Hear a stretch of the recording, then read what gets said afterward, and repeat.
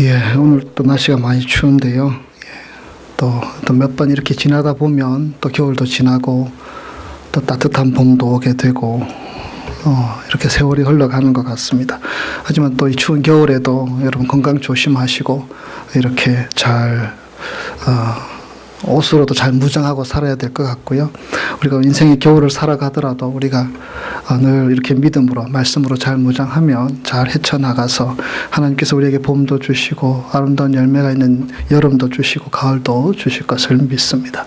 우리 옆에 계신 분 그렇게 축복했으면 좋겠습니다. 하나님 의지하면서 승리하십시오. 그렇게 축복하기 원합니다. 예. 우리 선우미량 권사님 남편 우리 전세진 집사님도 오셨네요. 너무 반갑습니다. 감사합니다. 예. 예. 예. 오늘 우리 예창군이 읽어준 말씀 가지고 하나님의 나라라는 제목으로 하나님 말씀 함께 나누기를 원합니다. 보통 사람들이 하나님의 나라라고 말할 때에는 일반적으로 사람이 죽어서 가는 하늘에 있는 혹은 내세적인 나라를 생각합니다. 제가 어릴 때만 해도요, 한국에서는 하늘나라, 천국, 하나님의 나라 이런 말보다는 천당, 여러분 많이 들어보셨죠? 이라는 말을 더 많이 사용했습니다. 여러분 당자는 집 당자거든요. 그러니까 하늘에 있는 집, 하나님이 계시는 집을 가리키는 것이고요. 그리고 그 나라, 하나님이 계신 집을 소망하며 살아간다는 의미가 담겨져 있겠지요. 하나님의 나라, 천국 하면 우리나라 사람들은 주로 내세적인 것을 먼저 생각하게 됩니다. 그것은 여러 가지 영향이 있기 때문이지요. 우선은 한국의 토착 문화의 영향이라 할 수 있겠죠. 특별히 불교의 영향이 많은 한국 사회는 사람이 죽은 후에 극락 가는 사람, 지옥 가는 사람 이렇게 나뉜다는 것, 이것이 이미 예전부터 자연스럽게 받아들여지던 것이었습니다. 그리고 또 하나, 우리나라에 복음이 처음 들어왔을 때 그때는 참 어려울 때였습니다. 구한말 핍박도 아주 심했고요.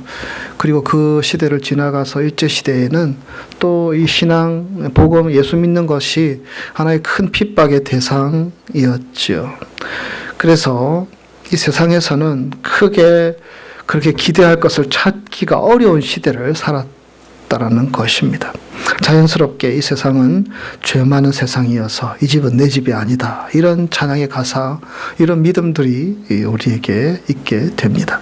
그래서 한국의 기독교는 좀 불교와 유사한 점들도 많아 보입니다.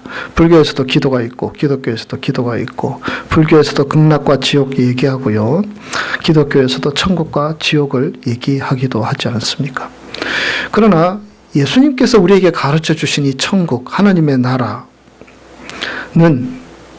물론 내세적인 우리 인생이 끝나는 날 가게 될 그런 하나님의 나라를 가리키는 것도 있지만 그것만은 아니라는 사실입니다. 예수님은 이 세상에서 이루어지는 하나님의 나라를 아주 중요하게 그분의 교훈 가운데 가르쳐 주셨고요. 또 여러 가지 비유를 통해서도 가르쳐 주셨습니다. 원래 이 나라라는 것은요, 통치의 개념입니다. 통치라는 것은요, 통치할 수 있는 권한, 능력을 가지고 있어서 그것을 어떤 다스리고 이렇게 주관한다는 그런 의미가 담겨 있지요. 여러 나라들이 각자 통치할 수 있는 어떤 땅이 있고요. 어떤 영역이 있어서 그 나라를 다스리지 않습니까? 예를 들어서 이 독도 같은 경우는 우리나라가 통치권을 가지고 있죠. 뭐 역사적인 것도 말할 뿐 아니라. 그래서 한국이 통치하는 것이 독도이듯이 각 나라라는 그 개념 속에는 그 나라가 다스릴 수 있는 어떤 영역이 제한되어 있다는 의미겠지요. 근데 예수님은 이 세상에 하나님의 통치를 가져오신 분이십니다. 예수님의 예수님을 통해서 오신 하나님의 통치는 아주 특별합니다. 그것은 누구든지 예수님을 나의 구주로 믿고 그 하나님의 말씀에 순종하며 나아가면 하나님께서 우리를 다스리시는 하나님의 백성이 되는 것입니다. 이 하나님의 나라는 눈에 보이는 나라가 아닙니다. 그것은 영적인 세계의 나라지요. 그래서 우리가 정상적인 눈을 가지고 있다고 하더라도 볼 수 없고 구체적으로 만질 수 없는 그러한 것입니다. 그러나 그 하나님의 나라라는 것은요, 실제합니다. 실제로 있다라는 것입니다. 우리가 하나님의 다스리심을 인정하고 하나님이 주인 되심을 인정하고 하나님이 나의 삶의 왕이심을 인정하고 나아가게 될 때에 하나님이 다스리시는 것을 경험할 수 있게 됩니다. 하나님의 보호하심, 하나님의 인도하심, 하나님이 우리의 삶 가운데 간섭하심, 또 하나님의 사랑. 우리 믿는 사람들은 보이지 않는 그 살아계신 하나님께서 통치하심으로 발생되는 하나님의 은혜, 하나님의 능력을 공급받아서 살아가는 사람들이라는 것입니다. 유대인들이 생각했던 하나님의 나라는 분명히 달랐습니다. 그것은 눈에 보이는 나라였습니다. 그래서 유대인들은 어떤 유력한 사람이 주동이 되어서 외국의 군대들, 자기 나라를 압제하는 그 로마의 군대들을 다 몰아내고 정치적인 독립을 얻는 그것을 하나님의 나라의 개념으로 생각했습니다. 왜냐하면 예전에 다윗 왕 같을 때에 그런 나라가 있었기 때문입니다. 그러나 예수님은 이 세상에 눈에 보이지 않는 하나님의 나라가 임하게 하셨습니다. 예수님은 구원자로 이 땅에 오셨습니다. 그리고 그분은 하나님의 나라를 여는 분이셨습니다. 하나님의 살아계심을 경험하고 인정하며 그 다스림을 따라 살아가게 될 때에 이 하나님의 나라가 우리의 삶 가운데 조금씩 열려지게 되는 것입니다. 그 예수님을 통해서 시작되었고요. 이제 그 완성을 향하여 달려나가게 되는 것입니다. 그러므로 우리는 이 천국, 하나님의 나라를 생각할 때 두 가지 개념으로 생각해야 합니다. 하나는 이 세상에서 이루어지는 나라. 이 천국은 눈에 보이지 않지만 하나님의 말씀을 따름으로 성령의 역사함으로 이루어져 가는 나라입니다. 그리고 또 하나, 이미 죽은 사람들이 간 천국을 이야기할 수 있습니다. 이 천국은 물론 완성된 천국이 아닙니다. 왜냐하면 지상의 영적인 싸움이 끝나야지 그 천국도 완성될 수 있기 때문입니다. 특별히 미래의 한 시점에서 성경은 예수 그리스도께서 다시 오실 것을 약속하십니다. 성경은 예수님이 다시 오실 그때가 이 하나님의 나라의 완성이라고 말씀합니다. 그리고 그리스도는 이 세상의 모든 악을 심판하며 살아있는 성도들과 죽은 성도들과 다 함께 이 영원한 하나님의 영광에 들어가게 되는 것을 성경은 말씀합니다. 그래서 예수님이 말씀하신 하나님의 나라는 예수님이 오심으로 시작되지만 다시 예수 그리스도가 다시 오심으로 완성되는 나라입니다. 이미 하나님의 나라는 시작이 되었죠. 예수님이 오셔서 우리의 삶 가운데, 우리의 마음 가운데. 하지만 완성되어 가는 과정이 있으며 그때에 주님은 완성해 주신다라는 것입니다. 예수님께서 2000년 전에 하나님의 말씀을 선포하셨는데요. 그 하나님의 말씀의 가장 중심되는 주제는 하나님의 나라가 왔다라는 것입니다. 예수님이 복음을 전하실 때 회개하라, 천국이 하나님의 나라가 가까웠느니라.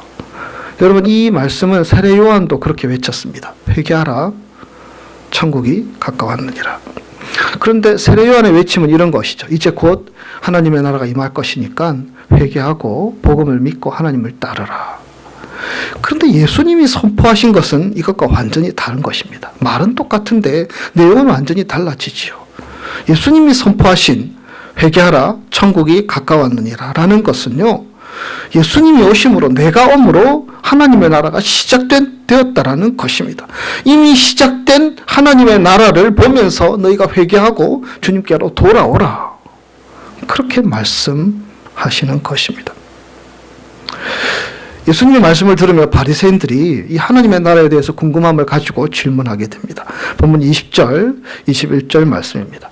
바리새인들이 하나님의 나라가 어느 때 임하니까 묻건을 예수께서 대답하여 이르시되 하나님의 나라는 볼 수 있게 임하는 것이 아니요 또 여기 있다 저기 있다고도 못하리니 하나님의 나라는 어디에 너희 안에 있느니라. 바리새인들이 생각한 하나님의 나라는 다른 나라였습니다. 그들은 하나님의 나라가 임함으로 이 이스라엘이 독립을 이루는 것을 의미했었습니다. 그래서 그들은 언제 군사들이 일어나고 나팔을 불어서 이방인 군대들을 몰아내고 그런 전쟁을 통해서 승리하게 될 것인가 기대하고 있었습니다. 충분히 이해할 수 있는 상황이죠. 예전에 우리나라도 일제 36년 그렇게 억압을 받으면서 어떤 나라에 대해서 얘기를 할 때에는 대부분 독립하게 되고 외세를 물리치고 뭐 이런 것들을 생각할 수 있던 시절이 있었죠. 지금 유대인들도 마찬가지였습니다. 여러 가지 종교적으로 정치적으로 이렇게 억압을 받던 상황이었기 때문에 새로운 나라라는 것을 얘기할 때에는 그렇게 받아들이는 것이 어떻게 보면 상식적인 모습이었습니다. 그런데 예수님께서는 하나님의 나라는 눈에 보이는 나라가 아니라고 말씀하십니다. 말씀드린 것처럼 예수님이 말씀하신 하나님의 나라는 하나님의 통치를 의미합니다. 누구든지 예수를 믿고 하나님의 말씀을 따라 순종하는 자는 하나님의 백성이 되는 것이며 그 하나님이 삶의 왕이시고 주인 되심을 인정하고 그분의 다스리심을 따라 살아가게 될 때에 그 속에 하나님의 나라가 확장이 되어 나가는 것입니다. 예수님이 이 땅에 오심이 하나님의 나라가 열리게 되는 출발점이라는 것입니다. 너희 안에 있다. 너희 안에 있느니라. 이 말씀은 그분을 나의 구주로 모실 때 우리의 마음, 우리의 삶은 하나님의 나라가 임하고 또 새로워진다라는 의미입니다. 그래서 예수님의 말씀하신 하나님의 나라는 이 세상 나라와는 다른 개념입니다. 보통 한 나라는요, 영토가 있고 군대가 있지요. 주권도 있고요. 예전에 오랫동안 영국의 식민지였던 홍콩이 반환될 때 홍콩이 반환되면서 가장 먼저 나타난 변화가 그 시점이 되자마자 중국의 군대들이 들어오는 것을 TV를 통해서 본 기억이 있습니다. 그러나 하나님의 나라는 눈에 보이는 영토도 없고 군대도 없습니다. 하나님의 나라에 있어서 가장 중요한 것은 무엇이냐? 그것은 예수를 믿는 그 한 사람 한 사람이 중요한 것입니다. 이 사람, 예수를 믿는 이 한 사람 한 사람이 하나님의 나라의 영토이자 가장 중요한 구성 요소입니다. 그래서 우리는 하나님을 믿는 사람들이 함께 모여 교회라는 공동체를 이루어서 예배드리게 되는데요. 이 교회도 그 하나님의 나라를 일구어 나가려고 하는 사람들, 예수가 나의 구주이시고 나의 생명이심을 경험한 사람들이 모여있는 공동체가 교회이며 또 그 하나님의 나라 백성들이 이제 하나님의 나라를 잘 일구어 나가도록 하기 위해서 마치 대사관처럼 하나님께서 보내주신 이 공동체가 교회라는 곳입니다. 이렇듯 천국에 대한 개념은 단지 죽은 후에 가는 내세의 개념만 있는 것이 아니고요. 예수님은 이 세상에 하나님의 나라가 임하게 하시고 하나님의 나라가 활동하고 있음을 보여주셨고요. 그래서 우리는 이 세상에서 하나님의 말씀에 순종해야 하며 하나님의 백성답게 하나님의 나라를 일구어 나가는 하나님의 자녀답게 살아야 할 것을 주님은 우리에게 요청하는 것입니다. 예수님은 하나님의 나라가 눈에 보이지 않게 영구적으로 지속되지 않고 겉으로 드러날 때가 있다고 말씀하십니다. 바로 그날은 인자의 날이라고 표현하고 있습니다. 본문 22절 또 제자들에게 이르시되 때가 이르리니 너희가 인자의 날 하루를 보고자 하되 보지 못하리라. 지금 예수님의 제자들은 아주 중요한 사건들을, 역사적인 사건들을 목격하고 있습니다. 그것은 하나님이신 예수 그리스도께서 이 땅에 오셨고요. 그리고 육신을 입고 오신 그 주님이 사람들을 만나주시고 고쳐주시고 치유해주시면서 하나님의 나라가 열려나가는 것을 제자들은 보았습니다. 그리고 십자가에 못 박혀 죽으시고 부활하셔서 하늘에 올리우신 후에 성령으로 임하시는 것까지 그들은 목격하였습니다. 이 모든 일들은 연속해서 한 시대에 일어나게 되는데 제자들은 그 모든 것, 하나님의 나라가 어떻게 이루어져 나가는 것을 눈으로 목격하게 됩니다. 그리고 예수님 이후에도 이 사도행전 속에 등장하는 많은 제자들의 삶들을 통해서 하나님의 나라가 어떻게 확장되어 가는 것임을 그들은 목격하게 됩니다. 그런데 제자들이 아무도 보고 싶어도 보지 못하는 날이 있습니다. 그것은 예수 그리스도께서 영광 가운데 이 세상에 다시 오시는 날, 오늘 성경 표현대로 하자면 인자의 날, 그날은 그들은 보지 못합니다. 왜냐하면 그 날은 상당한 시간이 흐른 뒤이기 때문입니다. 우리가 보통 세상의 끝, 종말을 얘기하는데요. 그것은 우리 신앙생활하는 우리들에게 있어서는 주님의 재림을 말하는 것이죠. 주님의 재림은 아무도 모른다고 성경은 기록되어 있습니다. 오직 아버지만 아신다. 종종 이 아틀란타 지역에도 그때를 아는 사람들이 등장하고 이러쿵 저러쿵 얘기를 하지만 그것은 다 거짓된 것이 아니겠습니까? 우리는 그 주님의 재림의 때는 알 수 없지만 우리가 분명히 아는 것이 있습니다. 그것은 예수를 통해서 예수님의 십자가의 죽음과 부활과 그분의 성령을 통해서 함께 하시는 사건을 통하여서 하나님의 나라가 우리의 삶 가운데 시작이 되었다라는 사실입니다. 교회는 이 시작된 하나님의 나라가 시작된 것을 깨달은 사람들이 함께 모여 주님의 말씀으로 이 세상의 죄와 싸우면서 땅끝까지 하나님의 복음을 증거하며 하나님의 진리를 지키는 공동체입니다. 바로 이때가 우리가 살아가고 있는 이때가 교회의 시대라고 할 수 있으며 또한 성령의 시대라고 할 수 있습니다. 주님께서 하늘과 땅의 모든 권세들을 우리에게 주셨고요. 그 권세를 가지고 세상 속에서 하나님이 주신 권세로 세상 속에 복음을 증거하며 하나님의 나라가 어떻게 펼쳐지는지를 예수님을 따르는 제자로 살아가면서 이루어져 나가는 것이 우리에게 주어진 과제라는 것입니다. 우리가 어떻게 살아가느냐에 따라서 얼마든지 시작된 하나님의 나라 가운데 믿음의 큰 권능을 덧입어서 하나님의 영광을 드러내는 도구로 살아갈 수도 있고요. 어떤 경우는 자기 욕심대로 또 자기 욕망대로 살아서 하나님의 나라와 아무 상관없이 살아갈 수도 있습니다. 그러나 때가 되면 주님이 오시며 이 세상의 모든 불법의 세력을 무너뜨릴 것이며 우리 믿는 사람들도 주님 앞에 판단을 받는 그 때가 오게 될 것입니다. 23절 24절 사람이 너희에게 말하되 보라 저기 있다 보라 여기 있다 하리라. 그러나 너희는 가지도 말고 따르지도 말라. 번개가 하늘 아래 이쪽에서 번쩍이어 하늘 아래 저쪽까지 비침같이 인자도 자기 날에 그러하리라. 거짓말쟁이들이 많다라는 것입니다. 나도 예수다. 나도 구원자이다. 여기에 길이 있다. 여기에 생명이 있다. 많은 사람들이 그렇게 말하지요. 이것은 여기 말씀하시는 인자의 날이라는 것이 2000년 전에 예수님께서 육신으로 오셨듯이 그렇게 올 것이라고 생각하는 어떤 기대 속에 나타나는 현상이라고도 할 수 있습니다. 여러분, 예수님께서 인자의 날 다시 이 땅에 오시는 날은 성경을 통해서 보면 모든 사람이 알고 깨달을 수 있도록 오신다고 말씀하고 계십니다. 온 세상이 보고 깨닫게 되고 그때가 심판의 날임을 모두 목격하게 될 것을 성경은 말씀하고 있지요. 사람들은 믿지 않습니다. 세상의 끝을 얘기해도 잘 믿지 않고요. 또 그 주님의 날이 올 것이라는 것을 말해도 믿지 않습니다.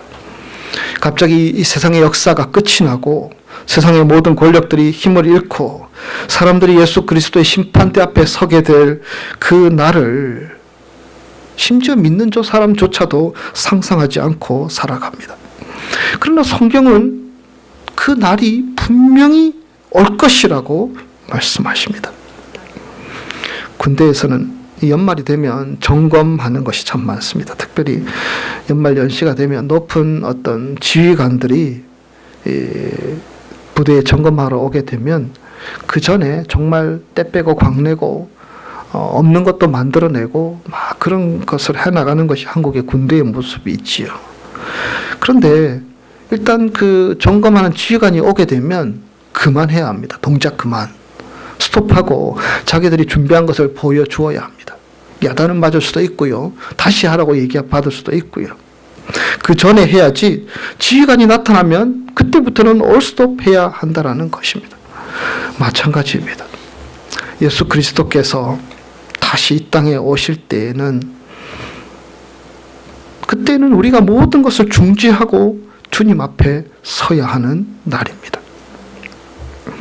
온 세상이 주님 앞에서 마태복음 25장에 등장하는 양과 염소의 비유처럼 주님의 심판대 앞에 서서 우리가 우리의 삶을 우리가 살아온 날을 이렇게 계수하게 될 날이 올 것을 말씀하십니다. 어떤 사람들은 예수 그리스도께서 오실 때에 이 세상의 악한 자들과 천사장 사이에 전쟁이 있을 거라고 얘기하기도 합니다. 자기가 가지고 있는 권력을 더 이상 빼앗기지 않으려고 사탄의 졸개들과 예수 그리스도를 대적하는 자들이 전쟁하게 된다. 그러나 여러분, 예수 그리스도는 온 세상의 주인이시며 왕 중의 왕이십니다. 그분이 이 땅에 오시게 되면 그분의 위엄과 권세를 누가 당할 수 있겠습니까? 오늘 본문에는 또 이런 말씀을 주십니다. 예수님이 이 땅에 사람들을 구원하시려면 예수님 자신이 지불해야 될 대가라는 것을 말씀하십니다. 그것은 예수님이 모든 사람을 대신하여 십자가의 죽음을 당한다는 것입니다. 여러분 25절 말씀 화면에 있습니다. 같이 읽겠습니다. 그러나 그가 먼저 많은 고난을 받으며 이 세대에게 버림바 되어야 할지니라. 아멘. 예수님의 죽음이 없으면 하나님의 나라는 시작될 수 없었습니다. 예수님의 죽음이 있었기 때문에 우리를 향한 십자가 보혈의 능력이 그 속에 살아나게 되었고 활동하게 되었고 능력으로 행하게 될 때에 우리 속에 하나님의 나라가 성립되고 시작되게 된 것입니다. 그렇지 않았으면 하나님의 진노를 피할 사람은 아무도 없습니다. 십자가 없이는 구원이 없습니다. 누구든지 예수 그리스도의 십자가를 믿지 않으면 하나님의 백성이 될 수 없다는 것입니다. 예수님이 나의 죄를 대신하여 죽으셨다. 2000년 전에 흘리신 예수님의 피는 내 죄와 허물을 위해서 죽으신 보혈의 피다. 속죄의 피다. 그것을 인정하는 믿음, 그것을 고백하는 믿음만이 이 하나님의 나라를 펼쳐가는 출발점에 서게 된다라는 것입니다.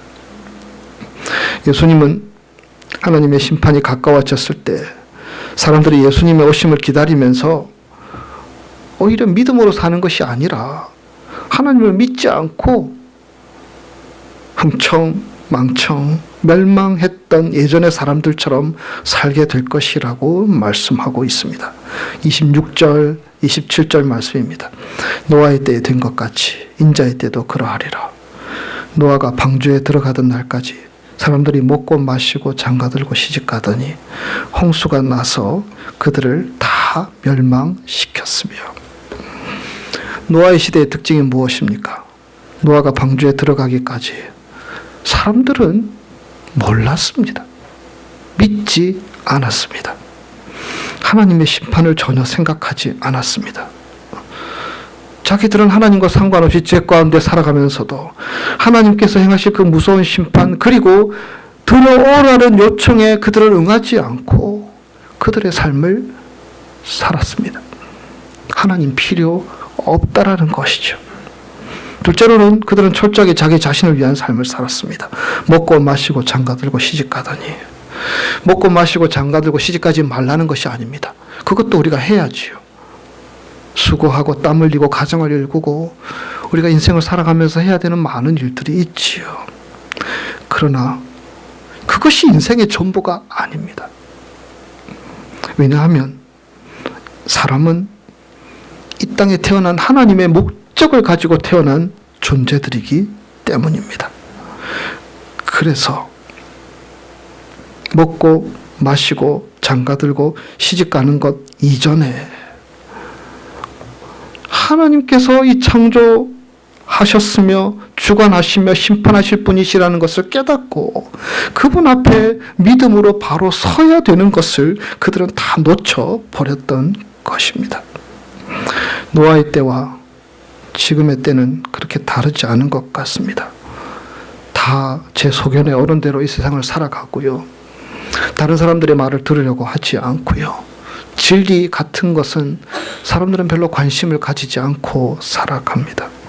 심지어는 신학을 가지고 교회를 다닌다고 하더라도 정말 하나님의 뜻이 무엇인지, 하나님이 다스리시는 것이 무엇인지, 하나님이 나의 주인 되신다는 것이 무엇인지, 하나님이 내 삶의 왕이라는 것이 무슨 의미인지 돌아보지 않은 채 그냥 겨우 하루하루 먹고 자고 장가들고 시집가며 그렇게 살아가는 사람들도 있어 보입니다. 그러나 하나님은 우리 인생 가운데 이 노아의 때처럼 그렇게 하나님의 심판 앞에 서게 될 것을 경고하면서 우리가 오늘 이 시간에 이 자리에서 살아계신 하나님을 찾아야 하고 하나님께서 통치하시고 하나님이 다스리시는 것을 인정하고 받아들이며 그 하나님의 통치에 순응하며 살아가는 자 되기를 우리 주님은 원하신다는 것입니다. 진리를 쫓아서 살아가는 삶. 여러분, 이어지는 말씀 28절, 29절은 롯의 때를 말하고 있습니다. 28절, 29절 우리 같이 읽겠습니다. 또 롯의 때와 같으리니 사람들이 먹고 마시고 사고 팔고 심고 집을 짓더니 롯이 소돔에서 나가던 날에 하늘로부터 불과 유황이 비오듯 하여 그들을 멸망시켰느니라. 롯은 소돔 땅이 영구히 자기들이 살아갈 땅이라고 여겼습니다. 그래서 그곳에 모든 것들을 투자했습니다. 사고 팔고 심고 집을 지었습니다. 이 세상에 좋은 땅만 차지하면 영구적으로 행복해질 수 있을 것이라고 여겼습니다. 그러나 롯은 그것을 보았습니다. 소돔이 불타고 멸망하는 것을 롯은 보았습니다. 그럴 것이라고는 전혀 생각하지 않은 채 삼촌 아브라함이 어떤 땅을 선택할까 물었을 때에 거침없이 소돔 땅을 선택했고 그냥 그 속에서 즐기고 누리고 내 삶을 살아가고 내가 목적하는 것 이루고 그리고 쾌락을 쫓아 욕망을 쫓아 살아갔던 롯의 삶들. 그러나 다행히 그는 구출될 수 있었고 소돔 밖으로 나갈 수 있었습니다. 그리고 그 소돔이 멸망하는 것을 그의 눈으로 목격할 수 있었습니다. 사람들은 하나님의 경고의 말씀들을 듣지 않습니다. 노아의 때도 그랬고요. 롯의 때도 그랬습니다. 이 세상에 집착하며 진리의 경고를 듣지 않습니다.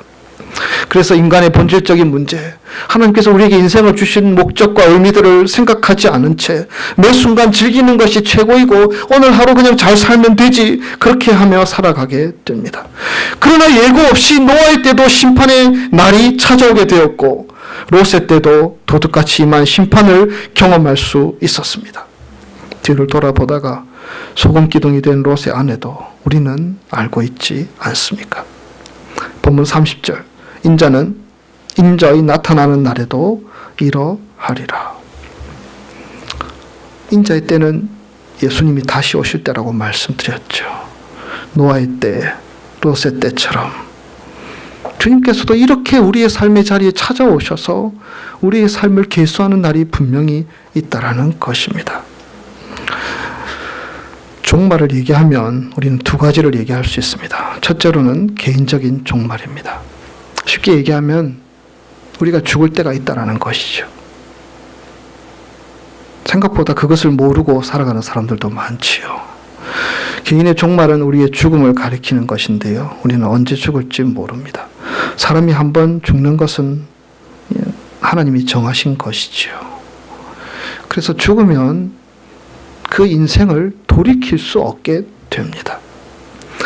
우리가 살아있을 때, 생명이 있을 때에 우리 개인적인 인생의 종말, 끝이 오기 전에 그 인생의 비밀을 보여주시는 주님의 말씀을 쫓아 그것을 붙들고 우리는 우리를 새롭게 하여서 하나님의 다스리심이 온전히 이루어지는, 하나님의 뜻이 온전히 이루어지는 우리의 삶으로 우리의 삶을 회복시켜 나가야 하는 것입니다. 올 때는 순서가 있지만 갈 때는 순서가 없다라는 말들을 하지 않습니까? 살아있을 동안에 우리는 우리의 인생의 끝을 준비하며 살아야 합니다. 살아있을 동안에 우리가 장가가고 시집가고 먹고 입는 것도 중요하지만 우리 영혼이 구원받지 못한다면, 우리 영혼이 주님 안에서 은혜로 살찌우지 못한다면 그 인생은 낭비한 것이며 헛되게 산 것이 아니겠습니까? 그래서 우리는 준비해야 합니다. 우리 인생의 끝을. 하나님께서 우리에게 주신 그 목적이 무엇인지, 비밀이 무엇인지 찾으면서 준비하며 살아야 합니다. 그리고 우주적인 종말도 준비해야 합니다. 31절 말씀. 그날에 만일 사람이 지붕 위에 있고 그의 세간이 그 집 안에 있으면 그것을 가지러 내려가지 말 것이요 밭에 있는 자도 그와 같이 뒤로 돌이키지 말 것이니라. 그리스도인이 심판을 피하는 가장 좋은 방법은 이 세상의 욕심 때문에 우리가 신앙적으로 후퇴하지 않고 살아가는 것입니다. 지금 어떤 사람은 지붕에 있고 어떤 사람은 밭에 있습니다. 그런데 하나님의 때가 멀지 않았습니다. 그런데 지붕에 있다가 밭에 있다가 내가 숨겨둔 것, 내가 가져야 되는 것, 내가 붙들어야 될 것들, 그거 찾기 위해서 다시 들어가서 그것에 관심을 두다 보면 하나님의 심판의 날이 호련히 우리에게 다가오게 된다라는 것입니다. 예수님은 누구든지 쟁기를 잡고 뒤로 돌아보는 자는 내게 합당하지 않다고 말씀하십니다. 우리가 살아가면서 각자 가진 것도 다르고 누리는 것도 다 다르지만, 그래서 저 사람이 누리는 건 나도 가졌으면 좋겠고 저 사람이 가진 건 나도 가졌으면 좋겠다 생각할 수 있지만, 여러분, 우리가 그곳에 한눈을 팔고 그곳에 주의를 기울이다가 우리 인생을 허망하게 끝낼까 두려워하는 마음이 우리에게 필요합니다. 우리는 앞으로 전진해야 합니다. 전진해야 합니다. 예수 그리스도를 주로 고백하는 10년 가운데 임하게 된 하나님의 나라, 그 하나님의 통치가 우리 가운데 온전히 이루어질 수 있도록 우리는 오늘도 믿음으로 전진하는 삶을 살아야 합니다. 하나님의 말씀을 주야로 묵상하면서 하나님의 뜻이 이것인가 저것인가 하나님께 물어보면서 주님의 음성에 귀를 기울이면서 우리가 신앙의 길로 들어선 이 길 가운데 뒤로 후퇴하지 말고 전진하며 나아가게 될 때에 하나님은 이 모든 것조차도 더하여 주시는 분이심을 우리로 만나게 하여 주신다는 것입니다. 본문 33절 우리가 읽지는 않았는데요. 우리 함께 이 말씀 읽고 말씀을 정리하기를 원합니다. 무릇 자기의 목숨을 보존하고자 하는 자는 잃을 것이요 잃는 자는 살리리라. 아멘. 여러분, 여기서 자기 목숨을 보존하고자 하는 것은요, 이 세상의 것을 놓치지 않으려고 믿음으로 살지 못하는 사람을 뜻합니다. 이 세상에 정말 좋은 것들이 많이 있지요. 우리가 누리고 있는 것들, 좋은 것들, 행복한 것들. 그런데 여러분, 신앙생활을 바로 하려고 하면, 하나님의 통치, 하나님의 다스리심을 그대로 받아들이려고 하면 포기해야 될 것들이 있습니다. 우리가 그것을 제대로 하기 위해서는 우리가 원하는 것들을 내려놓아야 할 것들이 많이 있다는 것입니다. 이 세상에서 더 잘 살기 위해서 세상의 것들을 자꾸 붙들다 보면 우리에게 주어진 인생의 기회들을 놓치게 될 수 있다는 것입니다. 여러분, 이 세상은 영원하지 않습니다. 우리에게도 인생의 끝이 있지요. 그러나 하나님의 말씀 때문에 신앙의 정결함을 지키기 위해서 우리가 기꺼이 세상의 것들을 포기하며 살아가는 사람들은 하나님이 그 인생을 책임져 주시고 붙들어 주실 줄 믿습니다. 하나님의 심판은 애누리가 없습니다. 분명히 정확할 것이며 그때를 위해서 지혜롭게 준비하는 인생 되기를 우리 주님은 기대하신다는 사실입니다. 주님이 우리 가운데 계시고 오늘도 우리가 주님을 나의 구주로 고백하는 그 자리는 하나님의 나라가 시작된 자리인 줄 믿습니다. 시작됨으로 끝나고 거기에 정체 있고 머물러 있는 삶이 아니라 우리를 다스리시고 통치하시는 그분의 뜻을 오늘도 붙들며 하나님, 제가 제 인생 어떻게 살아야지 하나님이 기뻐하시는 길로 살아가겠습니까? 어떻게 제가 말씀으로 무장되고 성령으로 무장되어야지 내가 세상에 휘둘리지 않고 진리의 길을 쫓아 하나님의 나라를 이루어 나가며 살아가겠습니까? 오늘 우리에게 이러한 도전이 있을 수 있기를 소원합니다. 그래서 우리 마음속에 하나님의 나라, 하나님의 평화를 이루어 나가며 우리가 살아가는 우리의 삶의 자리에서 나를 통해서 이 세상의 평화와 사랑과 복음과 하나님의 심판의 소식을 증거하는 자로 살아가는 저와 여러분의 삶이 되시기를 주님의 이름으로 축복합니다. 기도하겠습니다.